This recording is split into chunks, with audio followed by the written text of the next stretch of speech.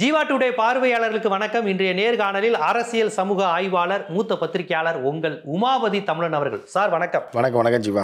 விடுதலை சிறுத்தைகள் தலைவர் மது ஒழிப்பு மாநாடு நடத்துகிறாங்க. மது ஒழிப்பு மாநாடு நடத்துவது அப்படிங்கிறது இங்கே பேசுபொருள் இல்லை. அதில் என்ன சொல்லியிருக்காருன்னா, ஒரு செய்தியாளர் சரி ரிப்போர்ட்ரு அவரோட வேலை அதானே, அதை நீங்கள் தூண்டி வர்றதுன்னு எடுத்துக்கலாம், எடுத்துக்கலாம். அவர்கிட்ட போய்கிட்டு சார் எல்லா கட்சியும் வரலான்னா அப்போ அதிமுக வரட்டும், நான் மது ஒழிப்புக்காக தானே பேசுகிறோம், இது ஒன்றும் தேர்தல் கூட்டணி இல்லை அப்படின்னு அவர் சொல்லிட்டாரு. சரி கொளுத்தி போட்டாச்சு, நீ ஊடகங்கள் சும்மா இருக்குமா, அதிமுக அழைத்து விட்டது, சிக்னல் எடப்பாடிக்கு திரும்ப கொடுத்த சிக்னல்னு பேசிக்கிட்டாங்க. நேற்றே எஸ் பாலாஜி அவர்கிட்ட பேசினேன், கட்சியினுடைய மாநில துணை பொதுச்செயலாளர். அவர் அப்போல்லாம் இல்லை ஜீவா, நாங்கள் அழைத்தது உண்மைதான், உடனே இதை வச்சு நாங்கள் கூட்டணிலாம் நீங்கள் சொல்லாதீங்க, நாங்கள் ஈழத்தமிழர் பிரச்சனைக்காக ராமதாஸோடு சேர்ந்துருக்கோம், ஆனால் கூட்டணி திமுகவோட தான் வச்சோம், இது கொள்கை நிலைப்பாடு, இதை போட்டு நீங்கள் குழப்பி கொள்ளாதீங்க அப்படின்னு இருக்காங்க. இன்று செய்தியாளர் சந்திப்பில் அன்புமணிக்கும் அதுதான் கொள்கை என்றால் அன்புமணி வரணும்னு அவர் சொல்லலை, மது ஒழிப்பு கொள்கையாக இருந்தால் நீங்களும் வாங்கங்கிற மாதிரி சொல்லியிருக்கிறாங்க. ஒரு அதிமுக கூட ஓகே, பாமகவையும் மது ஒழிப்புங்கிற அடிப்படையில் ஒரே மேடையில் ஏற்றிடுவாங்களா? இதை நம்ம எப்படி புரிஞ்சுக்கிறது? இல்லை அவர் டங் ஸ்லிப்பாக வந்ததை ஊடகங்கள் பெருசுப்படுத்துகிறாங்களா? பட்டவர்தனமாக அவர் கொடுத்த பைட்டே இருக்குது. நீங்கள் மது ஒழிப்புன்றதே ஒரு டுபாக்கூர் அரசியல், அது புரியுதா உங்களுக்கு? ஒரு டுபாக்கூர் அரசியல் தான் மது ஒழிப்புன்றது. மதுவை ஒழிக்கவே முடியாது. ஏன்னா கேட்டால் சொல்கிறாங்க குஜராத்தில் இல்லை, பீகாரில் இல்லைனா சாராயம் ஆறாக ஓடுது. இப்போ பீகாரில் திறந்து விட போகிறாங்க. குஜராத்தில் இப்போ ரிக்ஷாக்காரன், அந்த காலத்தில் ரிக்ஷாக்காரன்னு சொன்னிங்கன்னா கொண்டு போய் விட்டுருவான். என்ன மது ஒழிப்பு? ஸ்டார் ஹோட்டலில் மது கிடைக்குமா?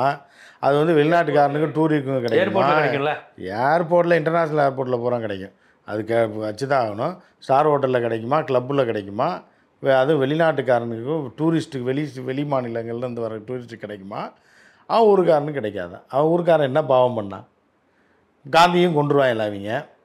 ஆனால் காந்தியோட மது ஒழிப்பு கொள்கையை பின்பற்றுவாங்கன்னா காந்தியை போட்டு தள்ளிடுவாங்களாம். காந்தி எதுக்கு அப்படின்னு இந்த இப்போ கூட ஒரு விஷயம் சொன்னாங்க, காமெடி இப்போ நாய்ங்க என்ன சொல்கிறாங்கன்னா, இது இஸ்ரேலுக்கு குழந்தைகள் மேலே அந்த மனிதாபிமானம்லாம் இருக்கான் அப்படின்னு சொல்லி வெஸ்டர்ன் மீடியாவில் போடுறாங்க ஆர்டிக்கல். என்னடா அப்படின்னு பார்த்தா, இவ்வளோ சண்டைக்கு நடுவில் யாரும் சொல்லியும் போர் நிறுத்தம் பண்ணல, ஆனால் போலியோ சொட்டு மருந்து டேட் வந்துருச்சு காசால், அந்த குழந்தைகளை காப்பாற்றணுன்றதுக்காக போர் நிறுத்தம் பண்ண 52,000 பேரை கொண்டிருக்கான். அதில் 8,000 பேர் குழந்தைகளை தேடி கொண்டுட்டு போலியோ சொட்டு மருந்துக்கு போர் நிறுத்தம் பண்ணான்னா, அதனால் அவன் இலகிய மனம் படைத்தவனா நெதன்யாகு ஒரு பெரிய மனிதாபிமானியா. எவ்வளோ முட்டாள்கள் இந்த ஹியூமன் கேட்டல்ஸ், எவ்வளோ முட்டாள்கள் பாருங்கள். இந்த முட்டா பசங்க இந்த மாதிரி இருக்க தான் இது எப்படி இருக்குது. அவனுக்கு ஆயுதத்தை சேர்க்கறதுக்காக இப்போ போரை நிறுத்துறான். ஸோ அந்த மாதிரி தான் மது ஒழிப்புன்றது மாதிரி ஒரு டுபாக்கூரான ஒரு இது எங்கேயுமே கிடையாது. நீங்கள் ஒழிக்க எப்போ மது வந்துச்சு? கருணாநிதி தான் மது வந்துச்சா? இல்லை எம்ஜிஆர் தான் சாராய கடை திறந்தாங்களா? காலங்காலத்துக்கு இருக்குது. சாராயம் காய்ச்சது, மலைகளில் சாராயம் காய்ச்சறதும் மதுவை காய்த்து குடிப்பதும் ஆரம்பத்துலேருந்து இருக்குது, தமிழர் பாரம்பரியத்துலேருந்து இருக்குது. ஏன்னா ஔவையாரே மது குடிச்சு சேர் சொல்லி குடித்த காலங்கள்லாம் உண்டு. ஏன்னா ஒன்றும் இல்லைங்க, இப்போ இடைப்பட்ட காலம் தாங்க ஒன்று இருந்தது. இந்த இப்போ பார்த்திங்கன்னா ஒரு காலங்களுக்கு முன்பு எங்கள் அம்மாச்சி அந்த காலங்கள் இருக்குல்ல, எங்கள் அம்மாவோட அம்மா காலத்தில் வயதான பெண்கள் மதுரையிலலாம் சுருட்டு குடிப்பாங்க. சில எல்லாரும் இல்லை, சுருட்டு குடிக்கிற பழக்கம் நான் கண்ணால் பார்த்துருக்கேன். பாட்டிகள்லாம் உட்காந்து குப்பு குப்புன்னு சுருட்டை குடிச்சு ஊதிக்கிட்டே இருக்கும். இங்கே தமிழ்நாட்டில் தமிழ் பாட்டி 60களில் நான் பிறந்தது 70க்கு அப்புறம். ஆமாம், நான் சின்ன பிள்ளை 70களில் 75, 76, 77, 78 வரைக்கும் கிளவிகள் சுருட்டு குடிச்சா இல்லையான்னு கேளுங்க. நம்ம ஊர் கிளவிகள், நம்ம தமிழ் கிளவிகள் சுருட்டு குடிச்சிருக்கு, புரியுதா உங்களுக்கு? அதே மாதிரி பார்த்தீங்கன்னா போயலை போடுவாங்க, அது போதை வசதி தான். இன்றைக்கி வடக்கன் பான்பராக் போடுறான், பான்பராக் விற்பதற்கு தடை கிடைன்னு பேசிக்கிட்டு இருக்காங்க. அந்த காலகட்டத்தில் வயதானவர்கள் எல்லாமே வெத்தலை போடுவாங்க போயலை வச்சு. ஏன்னா இது எல்லாமே போதை பழக்கன்றது ஒவ்வொரு காலகட்டத்திலேயே ஒவ்வொரு மாதிரி இருந்துக்கிட்டு இருக்கு. சரியா? இன்னொன்று தெரியுமா உங்களுக்கு? கேட்டால் திருச்சி ஓடிடுவாங்க எல்லாம். இது இப்போ நம்ம இந்தியாவில் ஒரு மாநிலத்தில் கஞ்சாவை சட்டப்பூர்வமாக்குறாங்க. சட்டம் போட்டாங்க. எங்கே தெரியுமா? ஹிமாச்சல் பிரதேசத்தில் காங்கிரஸ் ஆட்சி நடக்குது இப்போ. ஹிமாச்சலில் 4 இடம், சிம்லா, இன்னும் ஒரு 3 இடங்களில் கஞ்சா தடையை மீறி ப்ரொடக்ஷன் பண்ணிக்கிட்டே இருக்காங்களாம்.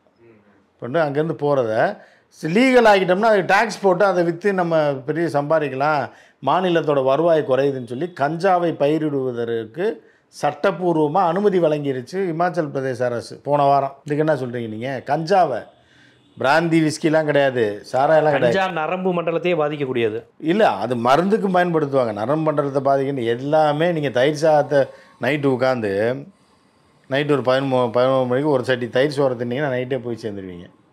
கஞ்சா மட்டும் கிடையாது, எதை அதிகமாக நீங்கள் சாப்பிட்டீங்கனாலும் நைட்டு உட்காந்து தயிரையும் கீரையும் சாப்பிட்ற பொருள் தானே. முருங்கைக்கீரையை வச்சுக்கோங்க, ஏன்னா இல்லை வேணா அகத்திக்கீரையை வச்சுக்கோங்க, தயிரை வச்சுங்க. நைட்டு 11 மணிக்கு நல்லா தயிரை போட்டு பிணைஞ்சு அடிங்க பார்ப்போம். இல்லை அன்னைக்கு சாகலைன்னா அடுத்த நாள் சேர்த்துருவாங்க. புரியுது? அதனால் உணவு, அதாவது உணவு மருந்து எல்லாமே ஒன்று தாங்க. எல்லாத்துக்கும் ஒரு அளவு லிமிட் இருக்குது. அதுக்காக நம்ம கஞ்சாவை குடிக்கணும்னு நம்ம சொல்ல வரல. இல்லை நீங்கள் சொல்கிறது யதார்த்த அரசியல். இப்போ பெரியார், அம்பேத்கர் 2 பேருமே மது விலக்கை வலியுறுத்தியதே கிடையாது. இது குறித்து அண்ணன் திருமாவளவன் அவர்கள்ட்டே நான் ஒரு 6 வருஷத்துக்கு முன்னாடி பேட்டி எடுத்திருக்கேன். ஏன்னா அம்பேத்கர் சொல்லியிருக்காரு, மது விலக்கை பற்றி பேசுவதே சமூக பிரச்சனையிலேருந்து மடைமாற்ற வேலை, இந்த ராஜாஜி மாதிரி ஆட்கள் தான் அதை பேசுவாங்க.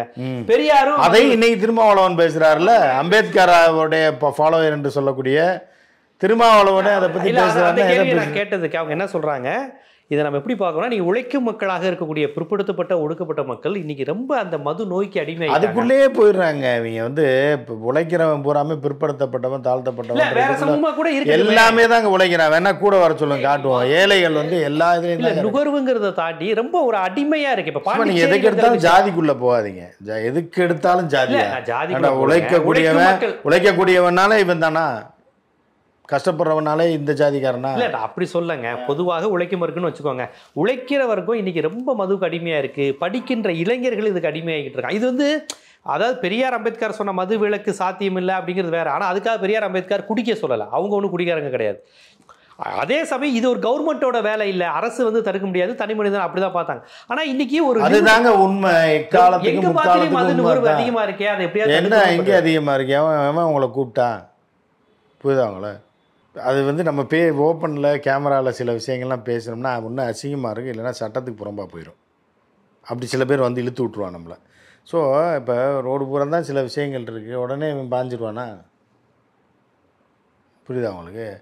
மனித ஆறறிவுன்னு எதுக்கு சொல்கிறான்? நீ போகிற ரோடு பூரா தான் நகை கடை இருக்குது, உடனே நகை வாங்கிடுவானா? போய் நகை சீட்டு சேர்ந்துருவானா? நகை வாங்க வேணாம், எல்லா இடத்துலையும் நகை கடை இருக்குது, சீட்டு சேரப்படும்னு போர்டு போட்டிருக்கான். அவன் போய் சேமித்து வச்சுருவானா டெய்லி? ஐயோ மாதம் 500 போட்டால் வருஷத்துக்கு இவ்வளோ வருதா அப்படின்னு. அது ஏன் மட்டும் இவனுக்கு ஏன்னா இவனுக்கு அறிவுபூர்வமாக வேலை செய்யலை. இவன் என்ன நினைக்கிறான்னா, வேலை பார்த்தா ஒரு கூலி வருது, அதில் குடிச்சு கும்மாளமாக இருக்கலாம் அப்படின்றது தான் அவனுக்கு அன்னைக்கு சந்தோஷத்தை தருது. மது தரக்கூடிய சந்தோஷத்தை மனைவி கூட தரவில்லைன்னு சில பேர் சொல்லியிருக்காங்க, அப்போ பேட்டியில் சொல்கிறாங்க. புரியுதா? ஏன்னா அவன் வந்து வேலையில் மன இருக்கத்தில், அதாவது நான் சரின்னு சொல்ல வரல, குடிக்க சொல்ல வரல. ஏன்னா வந்து இப்போ அதாவது என்ன அப்படின்னு பார்த்தீங்கன்னா, தேவையில்லாத ஆணி இது. இதை போய் பிடுங்க வேண்டிய நேரம் இது கிடையாது. இந்த அரசியல் தனியாக போகும். இது இப்போ இதெல்லாம் இந்த மார்க்சிய பெரியாரிய கோணத்தில் அதை விடுங்க. மது ஒழிப்புங்கிறது ஒரு சராசரியான விஷயமா, அது ஏற்கொள்ளனா அது நுட்பமான பிரச்சனை. மக்களுக்கு வந்து மதுவை ஒழிக்க போகிறாங்களாங்கன்னா உடனே ஒழிக்கணுங்கிறது தான் பெரும்பாலான கருத்தாக இருக்கும். அந்த அரசியல்களை விடுவோம். இப்போ நம்ம அரசியலுக்கு வருவோம். இப்போ இந்த மேடைக்கு எடப்பாடியை கூப்பிட்டுருக்காரு, அன்புமணியை கூப்பிட்டுருக்காரு அப்படிங்கிறது தான் இல்லை. இதையும் தாண்டி இப்போ நீங்கள் சொல்கிறத தாண்டி என்னென்னா, மது ஒழிப்புன்றது இது நேற்று வந்து நான் அப்படி தான் பார்த்தேன். ஆனால் திருமாவளவன் வந்து ஏதோ யதார்த்தமாக பேசியிருக்காரு. பேசும்போது அதை ஃபுல்லாகவே நான் கேட்டேன். அவரோட இன்டர்வியூ எங்கே தூண்டி விடப்பட்டது, எங்கே பிரேக்கிங் பாயிண்ட் இருந்ததுன்னு. அப்போ ஒரு தம்பி கேட்குறாப்புல, அப்போ எடப்பாடியும் கூப்பிடு, இது அதிமுக அழைப்பு விடுப்பீங்களான்னா, ஏன் விடுக்க மாட்டோம், அவர்களும் மது ஒழிக்கணும் தானே சொல்கிறாங்க அப்படின்னு யதார்த்தமாக தான் சொன்னார். அது யதார்த்தமாக தான் நேற்று பார்த்தோம். ஆனால் யதார்த்தமாக பார்த்ததுக்கே வந்து அந்த ஆணியை பிடுங்க வேண்டான்றது தான் நம்மளுடைய கருத்தாக இருந்துச்சு. சரியா? என்னன்னு பார்த்தீங்க அப்படின்னா, 4 வருஷம் ஆட்சியில் இருந்த எடப்பாடியும், அதுக்கு முன்னாடி 10 வருஷம் ஆட்சியில் இருந்த 8, 6, 7 வருஷம் ஆட்சியில் இருந்த ஜெயலலிதாவும் இந்த ஆணியை பிடுங்கவே இல்லையே. ஏன் பிடுங்கல? அதற்கு முன்னாடி இருந்தவங்களாம் ஏன் பிடுங்கல ஆணியை? அந்த ஆணியை அப்படியே கிடக்கு. சும்மா இதாவது அரசியலுக்கு வந்து நீங்கள் நடத்தலாம். அவர் என்னென்னா இவர் ஒரு புதுவிதமாக, அதாவது நான் நேற்று கொடுத்த பேட்டிக்கும், நான் திருமாவளவன் நேற்று கொடுத்த பேட்டிக்கும் இன்றைக்கி கொடுத்த பேட்டிக்கும் பார்த்தீங்க அப்படின்னாலே வேறு உள்நோக்கம் இருக்கிறது. இன்று ஆணித்தரமாக அது உறுதியாயிடுச்சு. இல்லையே, ரொம்ப இயல்பாக இன்னைக்கு இயல்பாக இருக்க. நேற்று இயல்பாக இருந்துச்சு, இன்னைக்கு இயல்பா இல்லை. இன்னைக்கு செய்தி காருக்குள்ள வந்து ஒரு காருக்குள்ள உட்காந்துக்கிட்டே ஒருத்தனுக்கு ஒரு யூடியூப் சேனலுக்கு பேட்டி கொடுத்துருக்காரு, ஒரு பெரிய சேனலுக்கு இன்னைக்கு காலையில். அப்போ என்ன சொல்கிறாரு அப்படின்னு பார்த்தீங்கன்னா, அந்த நீங்கள் பேட்டியை பார்த்தீங்கனாலே அதில் உள்குத்து இருக்கிறது தெரியும். புரியுதா உங்களுக்கு? அதுவும் 2026 தேர்தலுக்கு முன்னாடி என்ன மது ஒழிக்கிறது? தேர்தலுக்கு முன்னாடி தான் மது ஒழிக்கிறதுக்கு தேர்தல் தான் ஒரு அடையாளம். அது மது ஒழிக்க நாளை காலில் ஒழிங்க, நாளை காலில் ஒழிச்சா அவங்களுக்கு ஆகாதா? 2026 தான் ஒழிக்கணுமா? தேர்தலுக்கு ஒரு வாரத்துக்கு முன்னாடி தான் ஒரு லட்சியத்தை நோக்கி அது என்னத்தங்க லட்சியம்? என்ன லட்சியம்? நீங்கள் வந்து நேற்று ஒன்று பேசுகிறீங்க, நேற்று சொல்கிறீங்க ஜாதி கட்சிகளை தவிர மத கட்சிகளை தவிர நாங்கள் எல்லாரையும் கூப்பிடுவோன்றீங்க. என்னென்னா மதம் ஜாதியும் வந்து மது போதையை விட மத போதை பயங்கரன்றீங்க. நேற்று சொல்லிவிட்டு இன்றைக்கி வந்து ராமதாஸ் அன்புமணியை கூப்பிட்டீங்கன்னா என்ன அர்த்தம்? இல்லை, அவர் கூப்பிடலை. மது ஒழிப்பு கொள்கை உள்ளவங்க வாங்கங்கிற அந்த அர்த்தத்தில் போய் எல்லாரும் ஒன்றா சேர்ந்து பண்ணுங்க. ஆட்சியில் இருக்கிறது ஒருத்தர், அந்த கூட்டணியில் இருந்துக்கிட்டு எதிர்கட்சிக்காரனை பூரா அந்த இதில் சொல்லுவாங்க. அந்த ஒரு இஸ்லாமிய கட்சியை சேர்ந்த ஒருத்தர் இருந்தார், அவன் வந்து ஒரு மீம்ஸ் ஒன்று போட்டிருந்தாங்க. நான் ஆட்சியில் இருக்கும்போது மு.க. ஸ்டாலின்கிட்ட போய் மனு கொடுத்தேன், இப்போ மு.க. ஸ்டாலின் ஆட்சிக்கு வந்தவுடனே ஏன்ட்ட வந்து மனு கொடுக்கிறேன் தம்பி, யார் தம்பி நீ அப்படின்னு சொல்லி. எஸ்டிபிஐன்னு ஒரு கட்சி. ஆமாம், எஸ்டிபிஐ எம்எல்ஏட்ட சொன்னேன்.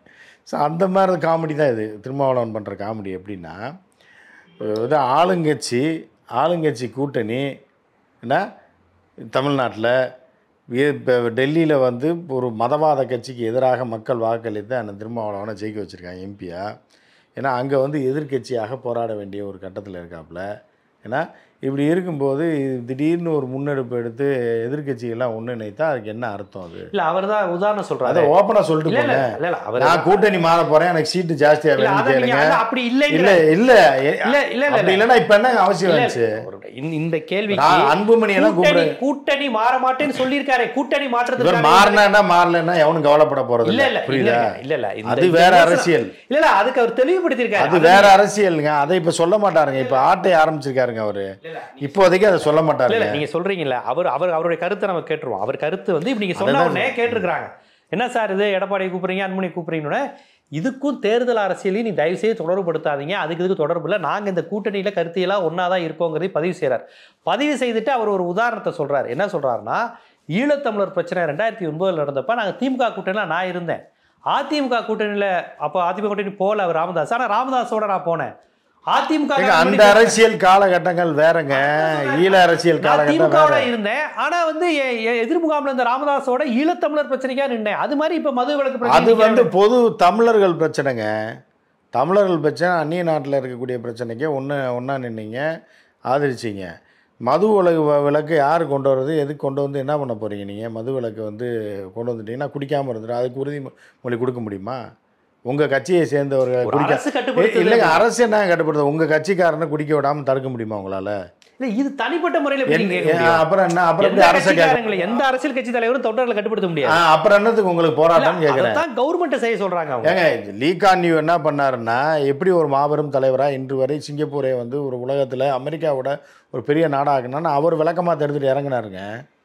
இந்த சிங்கப்பூரை சுத்தப்படுத்த போகிறேன், சிங்கப்பூரை அழகுபடுத்த போகிறேன், சிங்கப்பூரை உலகத்தின் நம்பர் 1 நாடாக ஆக்க போகிறேன்னு சொல்லி காலங்காத்தால் அவர் வந்து தெருக்கூட்டி சாக்கடை அள்ளி களத்தில் அவர் இறங்கினாருங்க. உடனே பார்த்தா மக்கள் தலைவனே இறங்கிட்டா நம்மளே இறங்குவோன்னு சொல்லி இது பண்ணி அது பண்ணி ஒவ்வொரு விஷயத்தையும் கொண்டு வந்து இன்றைக்கி அந்த நாடை வந்திருக்காருன்னா நீங்கள் களத்தில் இறங்கணுங்க. நீங்கள் முதல்ல உங்கள் இடத்துலேருந்து ஆரம்பிங்க, புரியுதா? உங்கள் இடத்துலேருந்து அதை தூய்மைப்படுத்துங்க, அதற்கான லாபியை பண்ணுங்கள், இது பண்ணுங்க, அதற்கான முயற்சிகளை செய்யுங்க. இல்லை, இப்போ பாட்டாளி மக்கள் கட்சி, விடுதலை சிறுத்தைகள் மாதிரி கட்சிகள் சொல்லும்போது உங்கள் கட்சி தொண்டர்களை முதல் திருத்துங்கன்னு சொல்கிறது ஒரு லாஜிக்கான விஷயம். இப்போ தமிழீழ விடுதலை புலிகளினுடைய தலைவர் வந்து அங்கே மது அனுமதிக்காமல் கட்டுப்பாடாக வச்சுருந்தாங்க. அங்கே அவங்க வச்சிருக்கும் போது அதே மாதிரியான ஒரு அமைப்பை தமிழ்நாட்டில் ஏற்படுத்த முடியாதா? அதை தான் திருமாவளவன்ட்ட தான் கேட்கணும், நான் அன்புமணிகிட்ட தான் கேட்கணும். ஏன்னா ஒரு விஷயம் நம்ம சொன்னோம்னா அது ரொம்ப தப்பாக போயிடும், புரியுதா? பிரபாகரன் என்கிற தலைவன் கடைசி வரைக்கும் தன்னுடைய சாவிலும் தன்னை வந்து நிறம் மாறாத ஒரு தலைவனாக, ஏன்னா கொள்கை ஒரு நிமிஷம் கூட வலுவாகாமல் ஈழத்தமிழனுக்காக உயிர் கொடுத்த தலைவன் அவன், வந்து தமிழ் இனத்துக்கே தலைவன். ஏன்னா ஸோ அப்படிப்பட்ட தலைவன் சுத்தமாக இருந்ததுனால தான் கட்டுப்படுத்த முடிஞ்சுது. ஈழத்தில் பிரபாகரன் இருக்கிற வரைக்கும் சிகரெட்டே விற்பனை இல்லை. இல்ல அதைத்தான் அதை எப்படி பண்ண விட்டுச்சு? ஏங்க அது அப்படிப்பட்ட இது தொண்டை வந்து துப்பாக்கி தூக்கி போராடினாங்க. இல்ல இல்ல அந்த சூழல் அவன் எவ்வளோ கஷ்டப்பட்டிருப்பான், அவனுக்கு எவ்வளோ ரிலீஃப் தேவைப்பட்டிருக்கும். அந்த போரில் பிரபாகரன் என்ன பண்ணிருக்கான், போரில் இவ்வளோ டென்ஷன், எப்போ உயிர் போகனே தெரியாது, ஆமாம் நாளைக்கு செத்துருவான் இவன், போனால் அடிச்சுட்டு போட்டு நேம் விடலை. ஏன் நடக்கலை? அது உங்கள் தொண்டர்களை முதல்ல நீங்கள் சரி பண்ணுங்கள். முதல்ல நீங்கள் வந்து அது பாமகவாக இருந்தாலும் சரி, இப்போ சிறுத்தையாக இருந்தாலும் சரி, நீங்கள் முதல்ல உங்கள் தொண்டர்களை வந்து நிறுத்த முடியுமா? உங்கள் முகாமில் அதை சரி பண்ண முடியுமா? கேட்டது உங்கள் பாமக மாநாட்டிலே குடிச்சிட்டு தான் வர்றான், அந்த பனியனோடைய ஒரு பேப்பரில் ஃபோட்டோ எடுத்து போட்டான், அது ஒரு தீய சக்தி பேப்பர்னு வச்சுங்க. இருந்தால் கூட அவன் வந்து அதை எக்ஸ்போஸ் பண்ண, அவன் மாநாட்டுக்கு எத்தனை பேர் டாஸ்மாக் கடையில் கூட்டமாக நிற்கிறான்னு அந்த பனியனோட மாங்காய் பனியனோட நின்ன ஃபோட்டோலாம் கடந்த காலத்தில் போட்டான். மது ஒழிப்பு மாநாட்டுக்கு அழைப்பு விடுத்து அந்த மது ஒழிப்பு மாநாட்டுக்கே குடிச்சிட்டு தான் வரான். அப்படிங்கும்போது அதே உங்கள் தொண்டர்களை தடுக்க முடியலங்கும்போது நீங்கள் என்னத்தை குரல் கொடுக்க போகிறீங்க? நான் கேட்கறது, ஒரு அரசு மது விலக்கை கொண்டு வர முடியாதுன்னு நீங்கள் சொன்னீங்கல்ல. மது விலக்கு உலகம் முழுக்க இருக்குங்க. அது என்னங்க குஜராத் பீகாரெல்லாம் ஓடுதுங்க, நடிக்காத வேணாம், இது சும்மா அந்த பிஜேபிலாம் உண்மைக்கு மாறாக சொல்கிறாங்க நீங்கள் சொல்கிறீங்க.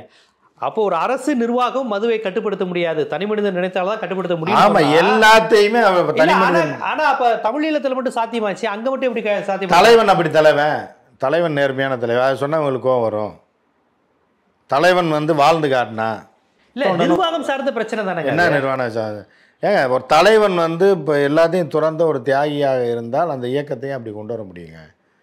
ஏன்னா நீங்கள் வந்து நீங்கள் இப்போ டெல்லியில் போய் சூட்கேஸ் வாங்கிட்டு ஏன்னா நைட்டாக வண்டி ஏறி கோயம்புத்தூரில் போய் மோடி கூட நின்றுட்டு நீங்கள் எப்படி மது ஒழிப்ப? அவன் கேட்பான், நீ மதுவை நிறுத்து அப்படின்னா நீ வந்து லஞ்சம் வாங்குறதை நிறுத்து, ஏன்னா காசு வாங்கிட்டு எங்களை கொண்டு போய் அடகு வைக்கிறத நிறுத்துன்னுவான். நிறுத்திடுவீங்களா நீங்கள்?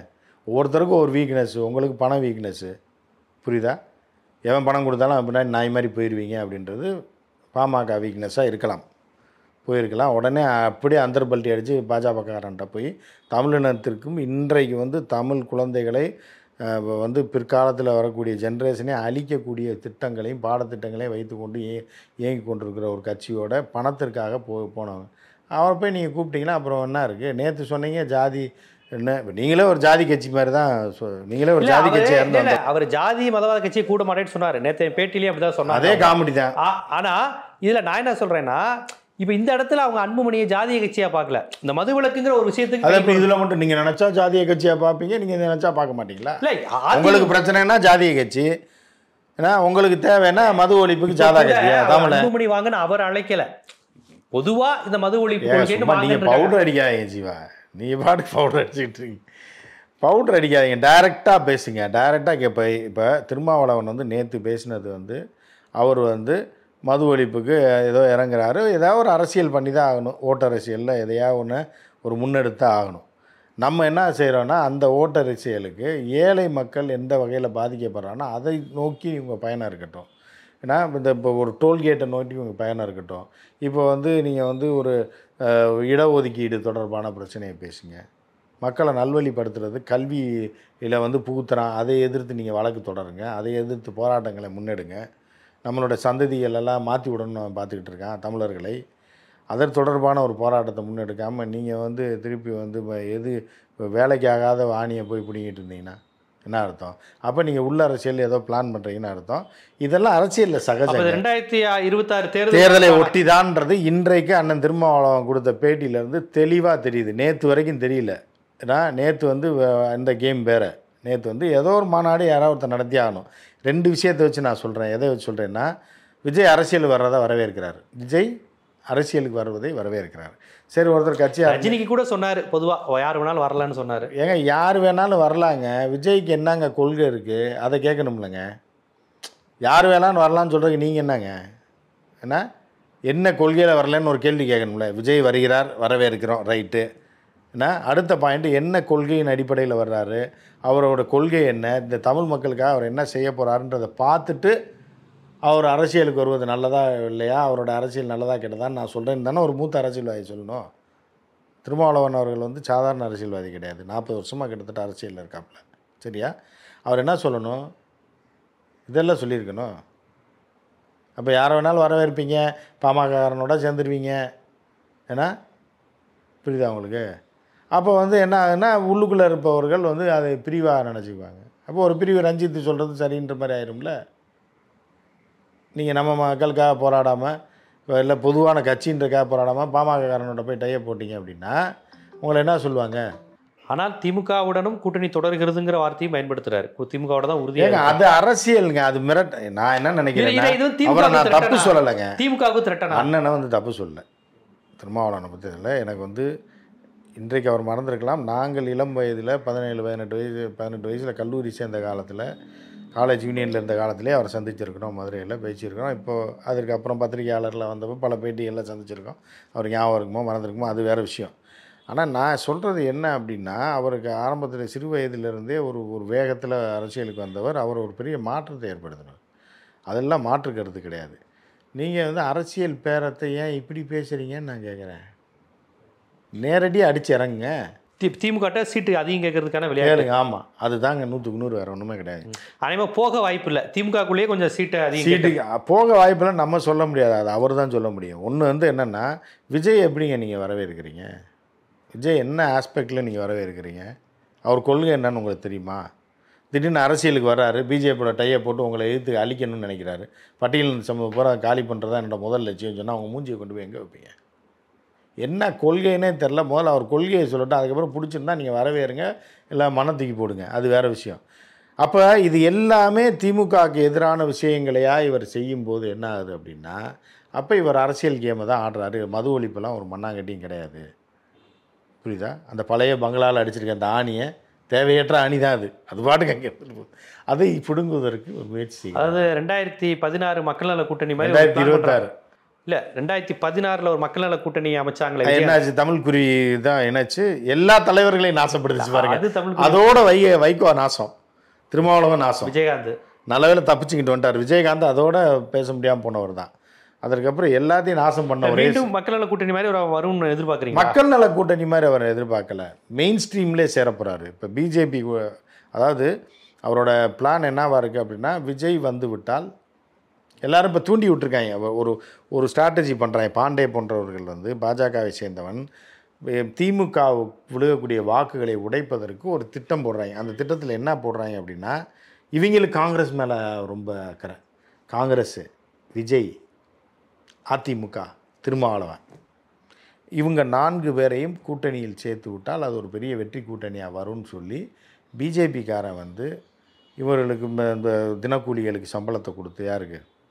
பாண்டே போன்ற ஆட்கள், இந்த மாதிரி ஆட்கள், இன்னும் சில பேர்லாம் இருக்கான் மீடியாவில், இவனை வச்சு இது இப்படி நடந்தால் இப்படி இருக்குமா அப்படி இருக்குமான்னு ஒரு லாபியை ரெடி பண்ணுறாங்க. அதற்கு திருமாவளவன் உடந்தையாக போகிறாரோன்ற ஒரு இது இருக்குது.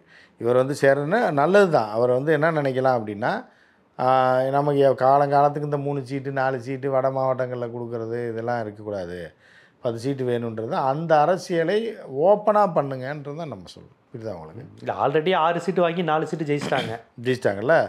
அப்போ 6 சீட்டு கொடுக்கும்போது 4 சீட்டு தான் ஜெயிக்கிறாங்க. நீங்கள் 6க்கு 6 அடிச்சிருந்தீங்கன்னா பரவாயில்ல, அடுத்து நீங்கள் 15 கேட்கலாம், கொடுத்த சீட்டை பூரா ஜெயிச்சிருக்கோம் அப்படின்னு கேட்கலாம். இல்லை அடுத்த முறை 10 சீட்டு கூட கேட்கலாம். காங்கிரஸ் இடதுசாரிகளை விட அவங்க அதிகம் ஜெயிச்சிருக்காங்களே ஓட் பர்சன்டேஜ். அப்போ வந்து நீங்கள் கூட சீட்டு கேட்கலாம். இல்லைன்னா அந்த நேரத்தில் அந்த பார்கெயினை தான் அவர் மறைமுகமாக பண்ணுறாருன்னு நீங்கள் சந்தேகப்படுறீங்க? நிச்சயமாக.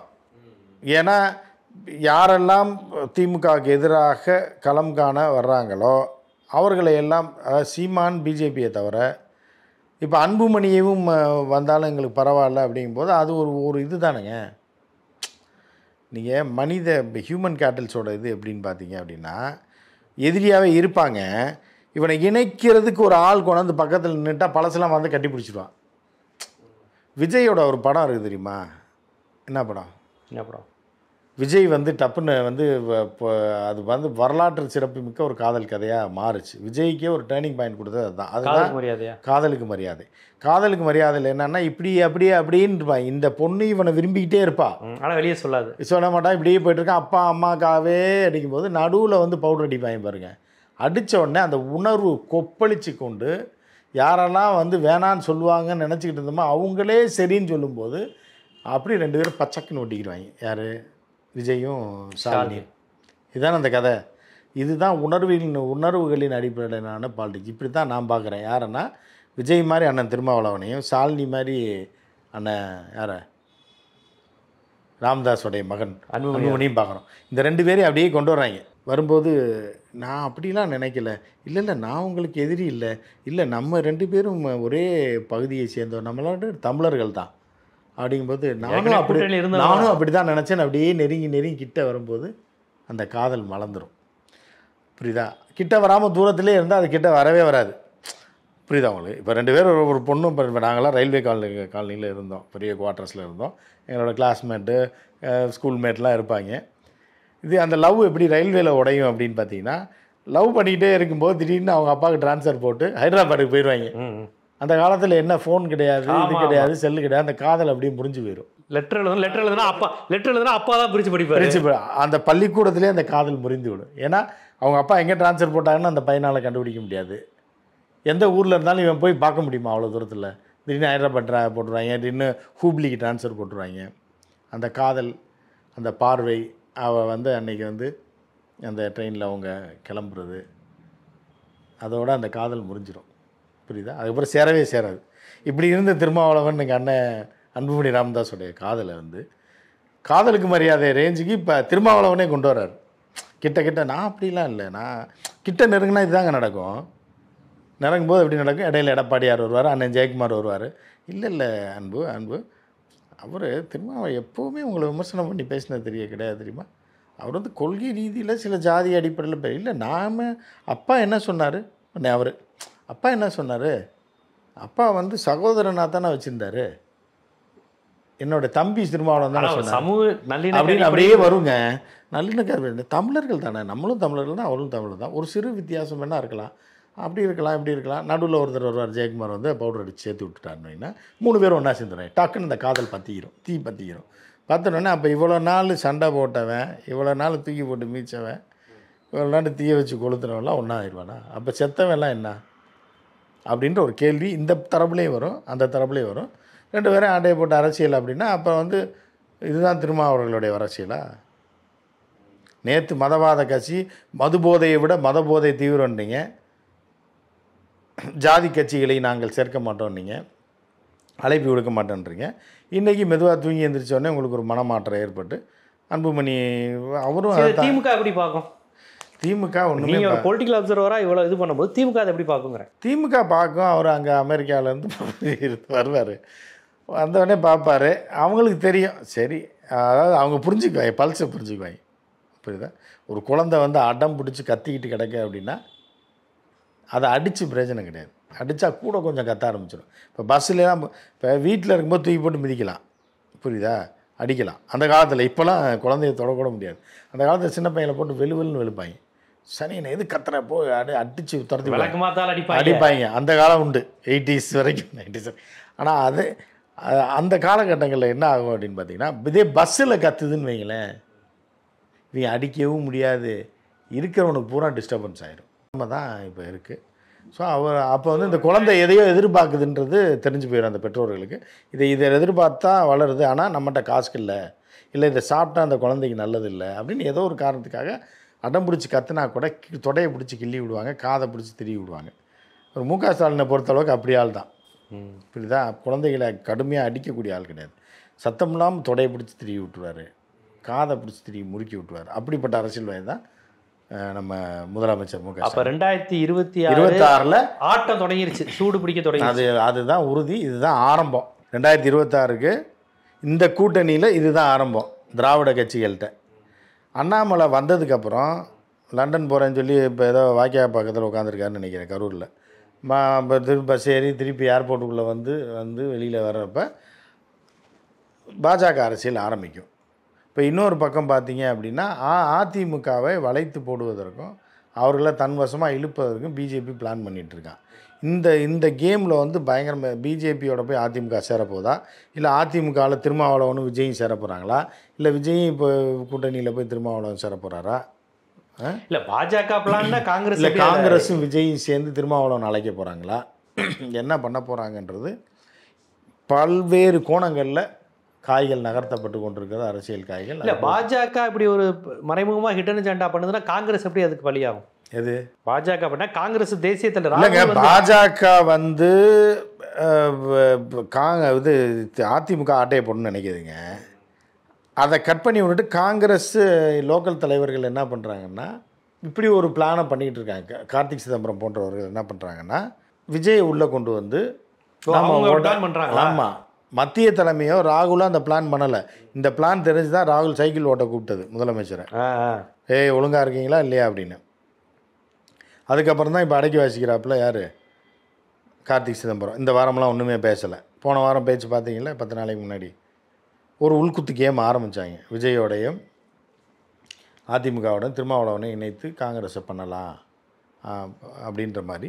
இப்போ அதே ராகுல் உடச்சி விட்டாப்புல. இப்போ இந்த மாதிரி காய் நகர்த்தல்கள் துவங்கி விட்டதுக்கு இதுக்கு ஒரு திருமாவளவன் அதற்கு ஒரு துவக்கத்தை போட்டிருக்காரு. இது என்ன மாதிரி போகுதுன்றது நம்ம இனி பொறுத்து தான் பார்க்கணும். ஏன்னா தேர்தல் நெருங்க தான் எந்த காய் எப்படி என்ன போகுது, என்ன மாதிரியான விஷயங்கள் வரும். ஏன்னா தேர்தல் நெருங்கலாம் எதிர்பாராத மாற்றங்கள்லாம் வந்திருக்கு. அப்படி வருமா இல்லை இது வெறுமனே சம்பிரதாயமாக போய் முடிஞ்சிருமா என்பதை நம்ம பொறுத்து தான் பார்க்கணும். இந்த தேர்தலுக்கு 2026க்கான ஆட்டம் தொடங்கிருச்சு அப்படிங்கிறத ஒரு மூத்த பத்திரிகையாளராக உங்களுடைய கணிப்பில் இருந்து மக்களுக்கு சொல்லியிருக்கீங்க. மிக்க நன்றி.